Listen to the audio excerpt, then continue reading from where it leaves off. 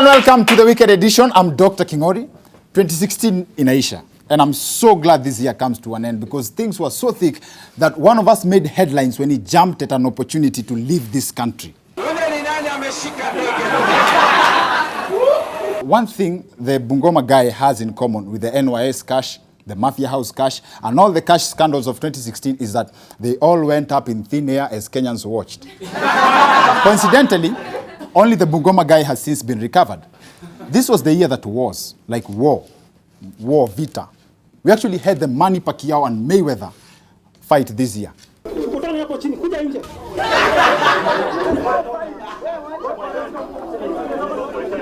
So Sonko akitaka kukuona wao lazima akupe appointment. Ati tukutane hapo nje. See, this was the biggest fight we saw, and the reference to boxing is because both leaders are experienced boxers.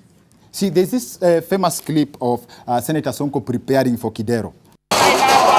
From punching an iron gate with bare hands to prostrating on the streets, the Member of Parliament for Makadara dropped it all. And I know you may ask about Governor Kidero's boxing experience.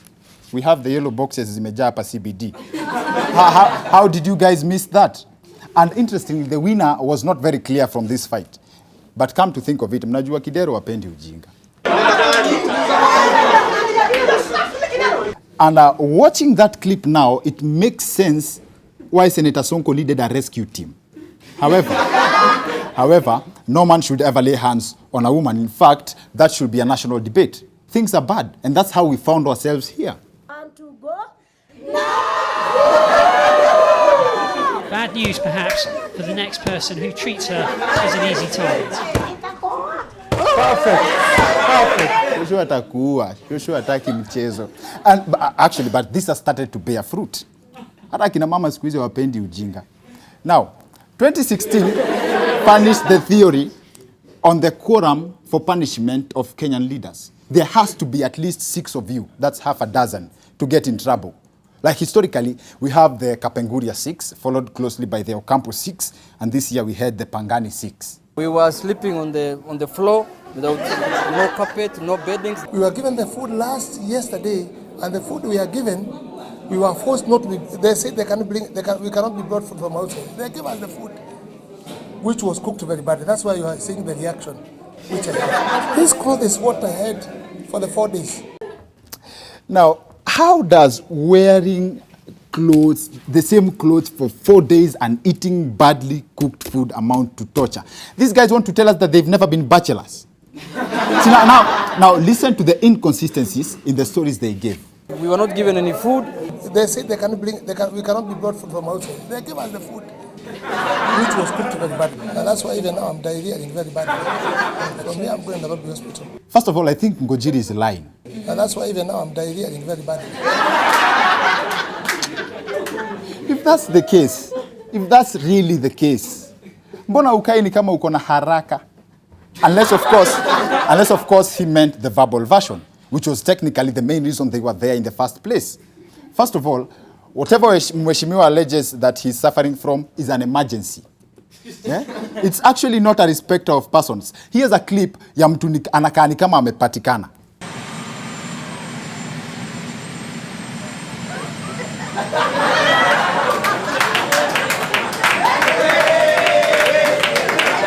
Now, once you get the signal, you are late by default.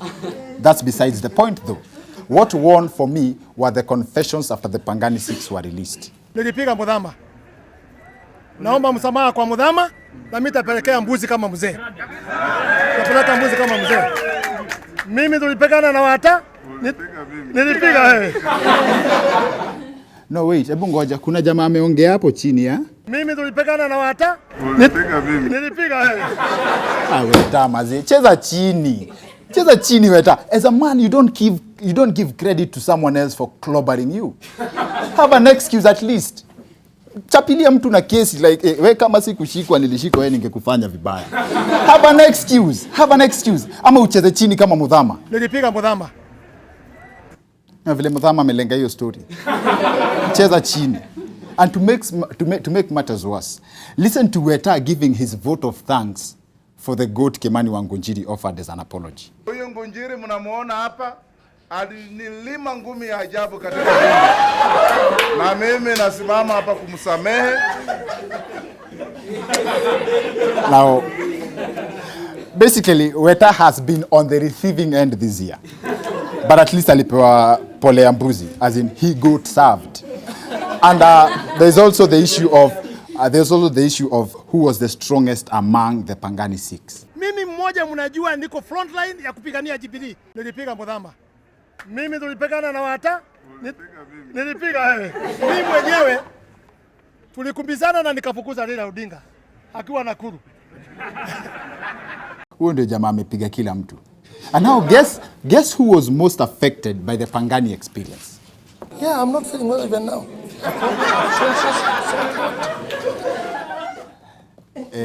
Umepiga Mudhama na aka maintain kanyorosha Weta. Alafu unaangushwa na tonsils. Seriously. Basically Johnny Bravo alikipata. So the moral of this of the story in all that is that watu wanajiweza hawajitochangi because Kabete MP Ferdinand Waitito had nothing to complain about. Actually, word is that he was quite at home in the Pangani cells. He's actually believed to have played the role of a tour guide to his colleagues. And then there was this. That's the pain of being blue-ticked.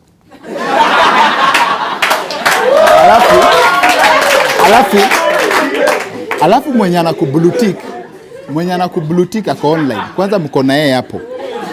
A story about law is not complete this year without mentioning this. And if you are talking about some other experience, yes, sir. The experience of, let's say, an engineer, you see the problem that you place yourselves in because there's no engineering. Thank you. In fact, I'm a carpenter, sir. That's a good thing. So in terms of the Constitution, yes, sir. Would you say, and you haven't been a judge, of course. Thank you for that question. You haven't been a judge or a magistrate? Not really. So would you consider yourself as qualified as far as Article 166 of the Constitution is concerned? I just love the phrasing of the questions. You see, if you borrow that style, unaweza tukana mtu alafu akose kunotice mpaka later. Because of the comparison, like, you have horns, uko na pembe, and unakula nyasi. Would you say you are any different from a cow? Hawezi mhurt. Like, you have been barking at me the whole day. Unataka nikuite nini? What do you want me to call you? Man's best friend. Now, he ni kujiamini. But the question that most people are not asking themselves is, what if he managed to replace Willy Mutunga as the Chief Justice? See, if Donald Trump won the US presidency, anything is possible. This is actually a prophecy. These are the end times. It's written that a trumpet will be blown. That's besides the point, though. We could have had a carpenter for a Chief Justice. Imagine the changes that we would expect to see in the judiciary. Hii nyundo, ibadilishwe tuanze kutumia hii. And see, at the Supreme Court, we talk of a 6-judge bench. With a carpenter at the helm of the institution, we will have to change that to a sofa. That's a lame joke. Najua hiyo joke mbaya. But it doesn't beat the idea of a carpenter running for the Chief Justice position.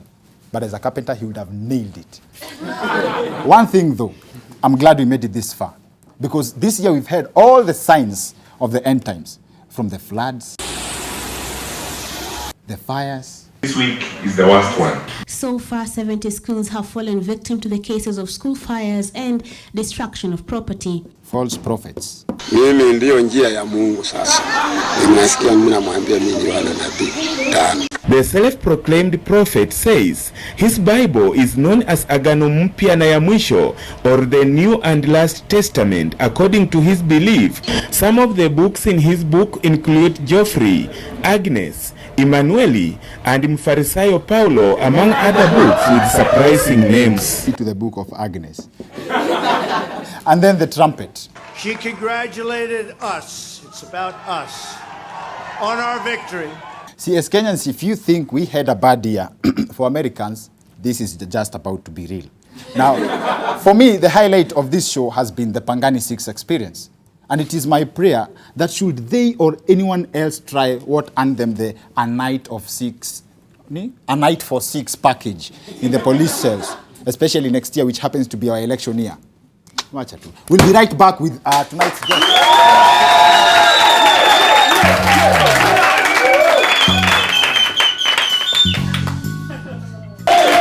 Welcome back to the Weekend Edition. I'm Dr. Kingori. Our guest tonight, haters have described him as the Mugabe of Kenyan universities. And yes. But he's one of the people when wanapenda masomo. He's about to explain that to us. Babu Owino, ladies and gentlemen. Wazi, thank you very much for coming on our show. Welcome, bro. Maze, unajua vile watu wanasukumwa wasome. Wewe hapa ndio umeshikilia hapa. What is the secret? As we were growing up and I was in primary school, okay, our teachers used to tell us that education is the key to success. Now, what is the problem of having many keys to success? you know, Kingori, yes, the notion of some Kenyans, yes, if people don't go to school, they have a problem. If people go to school, they also have a problem. Most of them think that I've overstayed at the university. I did my first degree and graduated with first-class honors in actuarial science. Okay. Started my second degree in law 2013. Now I'm in third year, clearing my law next year. The third degree, Sasa? Second degree. But I can do third, fourth degree. This is my life. So far, nobody should dictate about my life. Everybody to mind their own business. My business is none of their business. Mebakisha 97 ukuwe thermometer. How about this? I know this is a question many people have, by the way, about comrades Sialala. Hizi Sialala zote, actually, there was a controversy ya watu walitandikwa sana. Babu, mbona una dent? What? No, actually, about the video clip that police were beating up students, yes, is not something that happened at the University of Nairobi. Even the grounds. For the first time, I think I'll protect the police.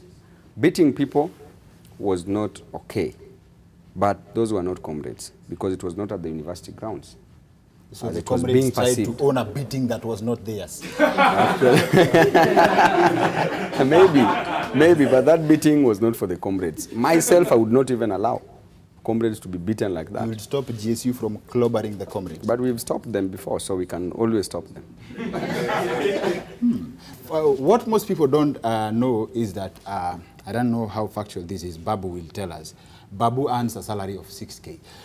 Mina earn 7K, and I can't do half of what you do. Wewe balansaje budget yako? Budget yako. How do you fit a BMW hapo ndani ya 6K? Tafadhali, I need that secret. You know the difference between me and you, Kingori, is that I'm a leader of many. And you saw when the many see me, when the many see me and when I request them for something, they can come in and come through. And I use that like for my budget. Yeah. Just like akina Butita wamesikia. Like I need to change my line of friends, the friends I hang out with. Sasa, hey, TBIM, that's the most common phrase to make wanayo this year actually. What's TBIM about? TBIM means it is a Greek word. Greek word. It is a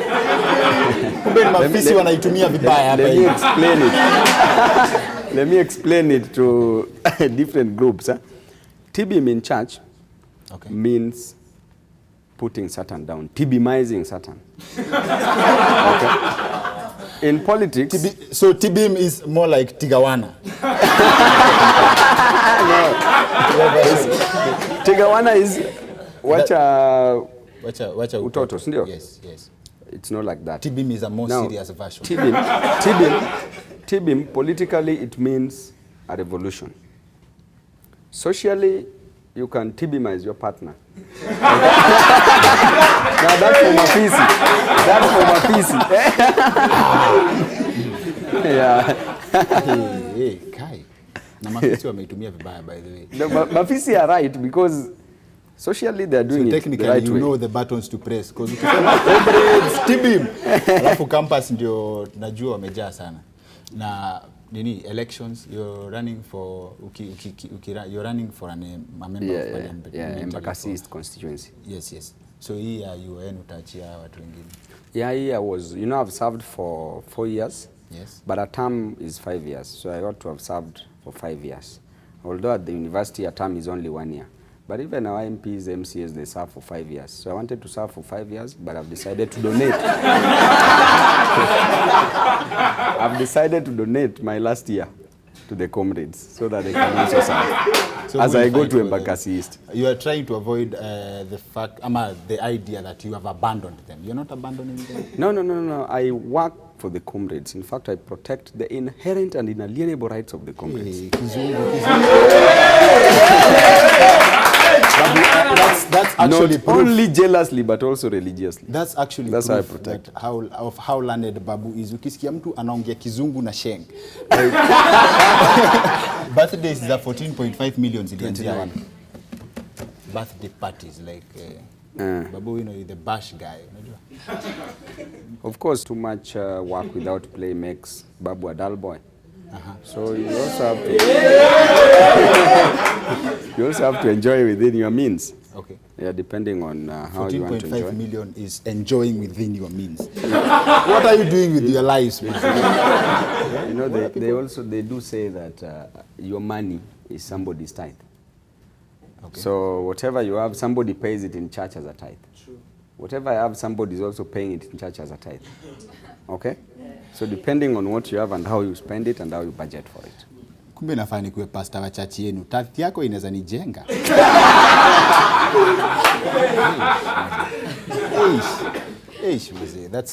That's a classic. And what will you tell people, Babu, yenye people don't know about you?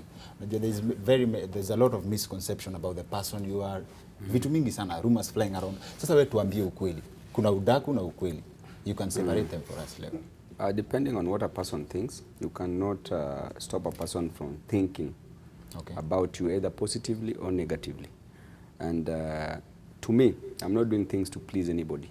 Yes. And I will never do anything to please anybody.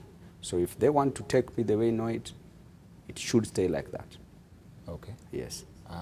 So. If people think I'm a positive person, of which I am, let it stay like that.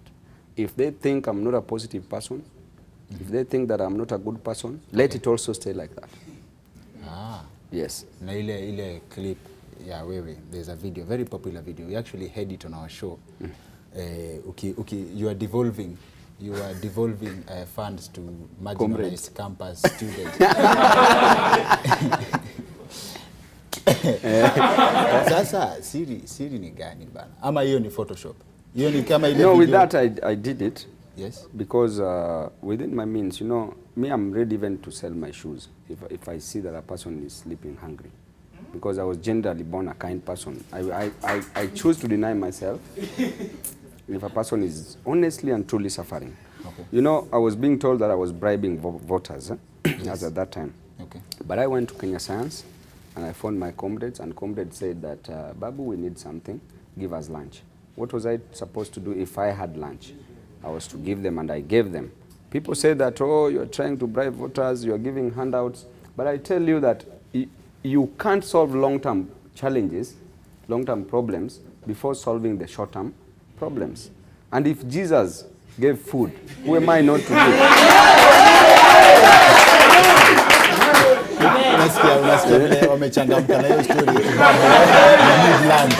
Jesus gave food, yeah? So all of a sudden they are comrades.